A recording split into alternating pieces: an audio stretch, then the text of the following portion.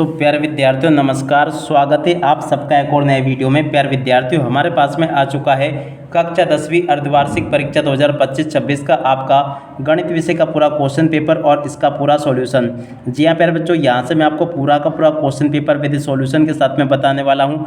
एक भी क्वेश्चन का आंसर प्यारे बच्चों यहाँ से आपका मिस नहीं होगा अगर आपने इस पेपर को अच्छे प्रकार से समझ लिया तो चलो अपन जल्दी से आगे बढ़ते हैं, समझते हैं कि कक्षा 10वीं अर्धवार्षिक परीक्षा 2025-26 का आपका गणित विषय का क्वेश्चन पेपर आपको परीक्षाओं में देखने को कैसा मिलेगा। ए टू जेड प्यारे बच्चों मेरे द्वारा आपको सभी के सभी क्वेश्चन और उन सभी क्वेश्चन के आंसर बताए जाएंगे। एक भी क्वेश्चन का आंसर प्यारे बच्चों यहाँ से आपका मिस नहीं होगा।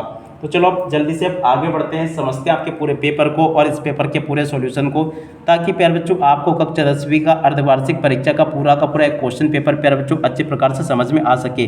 देख सकते हो प्यारे बच्चों एकदम असली वाला पेपर मेरे द्वारा यहाँ से आपको बताया जा रहा है। जैसा पेपर मैं यहाँ पर आपको बताऊंगा ना, ठीक वैसा का वैसे क्वेश्चन पेपर प्यारे बच्चों आपको परीक्षाओं में देखने को मिलेगा। एक भी क्वेश्चन का आंसर प्यारे बच्चों यहाँ से आपका मिस होने वाला नहीं है।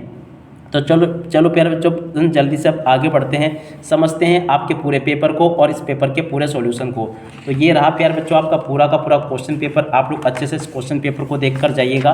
देख सकते हो प्यारे बच्चों इसमें किस प्रकार से क्वेश्चन पूछे हैं। पहला क्वेश्चन पूछा है, आप लोग देखकर जाना। समीकरण युग्म a1x + b1y + c1 = 0 तथा a2x + b2y + c2 = 0 का कोई हल नहीं होगा यदि। देखो इसका राइट आंसर प्यारे बच्चों आपका आ जाएगा a1 a2 हो बराबर b1 b2 के, मगर b1 b2 बराबर नहीं हो c1 c2 के, तो ऐसी स्थिति में प्यारे बच्चों इसका कोई हल नहीं होगा। और अब अगला क्वेश्चन, द्विघात बहुपद x² + bx + c के शून्यकों का योगफल क्या होगा प्यारे बच्चों। तो देखो इसका राइट आंसर आपका आ जाएगा -b/a। और अब अगला क्वेश्चन, संख्याओं 4 व 10 का एचसीएफ क्या होगा प्यारे बच्चों। तो देखो इसका राइट आंसर आपका 2 आ जाएगा। और अब अगला क्वेश्चन, द्विघात समीकरण का मानक रूप किस रूप का होगा। तो देखो इसका राइट आंसर प्यारे बच्चों आपका डीबी नंबर का आएगा। और अब अगला क्वेश्चन, AP3 1 - 1 - 3 का सार्वंतर क्या होगा प्यारे बच्चों। तो माइनस का 2 आ जाएगा। और अब अगला क्वेश्चन, बिंदु 2x की x अक्ष से दूरी होगी प्यारे बच्चों। तो देखो इसका राइट आंसर प्यारे बच्चों आपका 5 आ जाएगा। और उसके बाद में चलो अपन आगे बढ़ते हैं, आगे क्वेश्चन पढ़ते हैं। तो देखो आगे आपके पेपर में परीक्षा में क्वेश्चन ऐसे पूछे जाएंगे, आप लोग इनको देख लें। सभी के सभी क्वेश्चन प्यारे बच्चों मैंने आपको यहाँ तक के बता दिए हैं।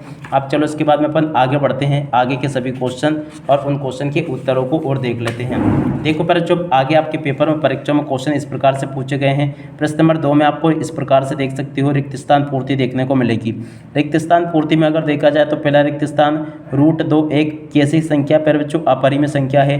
चर x के बहुपद px के x की उच्चतम घातांक की बात बहुपद की घात कहलाती है। तो देखो यहाँ से आपको बहुपद की घात लिख कर आना होगा। और अब अगला क्वेश्चन पूछा है, द्विघात समीकरण को हल करने का द्विघातीय सूत्र क्या होगा प्यारे बच्चों। तो देखो -b ± √b² - 4ac/2a इसका राइट आंसर आएगा, ठीक है। और अब अगला क्वेश्चन पढ़ते हैं चौथे नंबर का। तो देखो उसका राइट आंसर प्यारे बच्चों 27 आ जाएगा। सभी संभव त्रिभुज होते हैं। तो देखो यहाँ पर आपको संभव त्रिभुज समरूप होते हैं और त्रिज्या r वाले वृत्त की एक त्रिज्या खंड के जिसका कोण अंश थीटा हो उसकी संगत चाप की सूत्र क्या होगा प्यारे बच्चों। तो देखो इसका राइट आंसर आपका आ जाएगा θ/360 2πr इसका राइट आंसर होगा, ठीक है। और अब अगला क्वेश्चन प्यारे बच्चों पढ़ते हैं, क्या दे रखा है। इस प्रकार से आप लोग इन क्वेश्चन को पढ़ लें पूरा का पूरा। और उसके बाद में देखो आगे आपका पेपर ये लिखा है, यहाँ से आपके सत्य असत्य प्यारे बच्चों आपके पेपर में परीक्षाओं में पूछे जाएंगे। तो चलो मैं आपको सत्य असत्य और बता देता हूँ। पहला क्वेश्चन पूछा है, द्विघात बहुपद के शून्यकों का गुणनफल c/a होता, सत्य होगा। और अब अगला क्वेश्चन, सभी समद्विबाहु त्रिभुज सदैव समरूप होते हैं प्यारे बच्चों, ये भी आपका सत्य होगा। और अब अगला क्वेश्चन, एक वृत्तखंड का क्षेत्रफल बराबर संगत त्रिज्याखंड का क्षेत्रफल माइनस संगत त्रिभुज का क्षेत्रफल, असत्य हो जाएगा। घन का आयतन प्यारे बच्चों 1/3 होता, सत्य होगा। त्रिकोणमितीय अनुपातों की सहायता से किसी वस्तु की ऊंचाई या लंबाई या दो सुदूर वस्तुओं के बीच की दूरी ज्ञात की जा सकती है, सत्य होगा। और अब अगला क्वेश्चन, अर्धगोले का आयतन का सूत्र प्यारे बच्चों क्या होगा, 1/3 πr3 है, जबकि r गोले की त्रिज्या, असत्य हो जाएगा, ठीक है। उसके बाद में देखो इन क्वेश्चन को भी आप लोग पढ़ लो और पूरा का पूरा समझ लो। अब इसके बाद में चलो अपन आगे बढ़ते हैं, आगे क्वेश्चन के आंसर को देखते हैं। तो देखो पहले जो यहाँ पर आपसे जोड़ी पूछी जाएगी, तो चलो मैं आपको जोड़ी का मिलान बता देता हूँ। देखो पहले जो जोड़ी का मिलान आपको ऐसे पूरा कंप्लीट करना होगा। sin² θ + cos² θ = 1 आ जाएगा। कोट ए की जोड़ के मिलान प्यारे बच्चों cos a/sin a से हो जाएगा। sec² θ - 1 की जोड़ के मिलान tan² θ से हो जाएगा। tan 60 डिग्री का मान प्यारे बच्चों √3 होगा। वृत्त को दो बिंदुओं पर प्रतिष्ठित करने वाली रेखा को प्यारे बच्चों छेदक रेखा कहते हैं। वृत्त तथा उसकी स्पर्श रेखा के उपनिष्ठ बिंदु को कहते हैं प्यारे बच्चों स्पर्श बिंदु कहते हैं, ठीक है। यहाँ तक कि प्यारे बच्चों मैंने आपको सभी क्वेश्चन के आंसर बता दिए हैं। अब इसके बाद में अपन आगे बढ़ते हैं, यहाँ पर प्यारे बच्चों देख सकते हो प्रश्न नंबर 5 में आपसे एक वाक्य फिर एक शब्द में उत्तर पूछे गए हैं। चलो मैं आपको एक एक करके इस क्वेश्चन के उत्तर भी बताता हूँ। पहला क्वेश्चन पूछा है उन्नयन कोण की परिभाषा लिखी है। तो देखो प्यारे बच्चों उन्नयन कोण की परिभाषा ये लिखी है, आधारभूत समानुपातिक प्रमेय का कथन प्यारे बच्चों यहाँ पर आपको क्या लिखकर आना होगा, थेल्स प्रमेय का कथन प्यारे बच्चों यहाँ पर आपको लिखकर आना होगा। ठीक है ना। वैसे प्यारे बच्चों मैं यहाँ पर आपको इन क्वेश्चन के उत्तर बता देता हूँ ताकि प्यारे बच्चों आप लोग अपनी परीक्षाओं में इन सभी के सभी क्वेश्चन के उत्तर को अच्छे प्रकार से देख लें, समझ लें और आप लोग प्यारे बच्चों इसको परीक्षाओं में हल करके आ सके।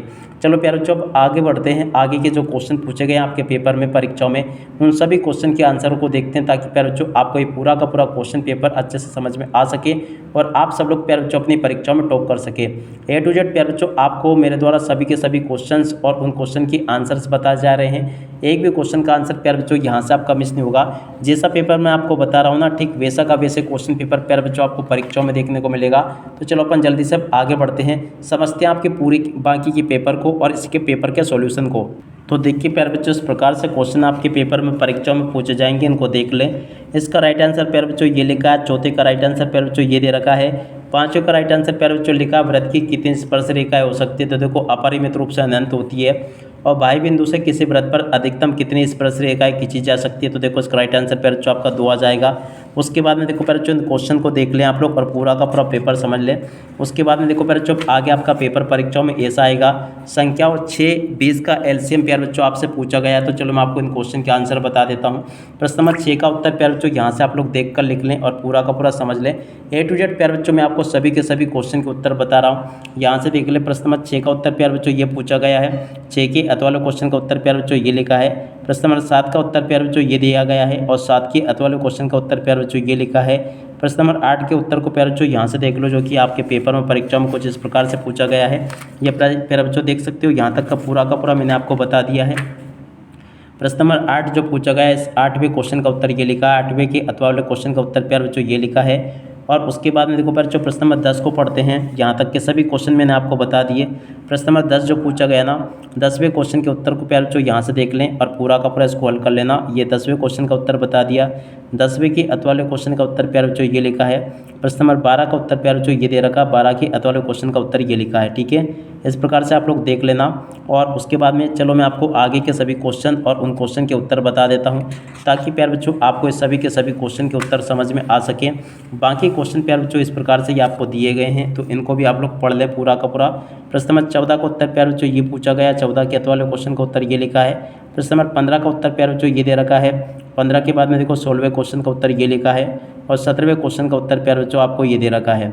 ऐसे आप लोग यहाँ तक के इन सभी क्वेश्चन के उत्तरों को देख ले। प्रश्न नंबर 19 का उत्तर ये पूछा गया है, 19 के अत वाले क्वेश्चन का उत्तर प्यारे बच्चों ये लिखा है। 21वें क्वेश्चन का उत्तर प्यारे बच्चों ये दिया गया है। 22वें क्वेश्चन का उत्तर ये लिखा है। और उसके बाद वाले जो क्वेश्चन पूछे ना प्यारे बच्चों उन क्वेश्चन के उत्तर ये दिए गए हैं। तो आप लोग इस प्रकार से इन क्वेश्चन के उत्तर को देख लें और पूरा का पूरा पेपर समझ लें। जैसा पेपर प्यारे बच्चों आपका परीक्षाओं में आया है ना वैसा का वैसे क्वेश्चन पेपर प्यारे बच्चों मैंने आपको बता दिया। आप इसी के साथ में इस वीडियो को यहीं पर पूरा करते हैं। नमस्कार, जय हिंद, जय भारत।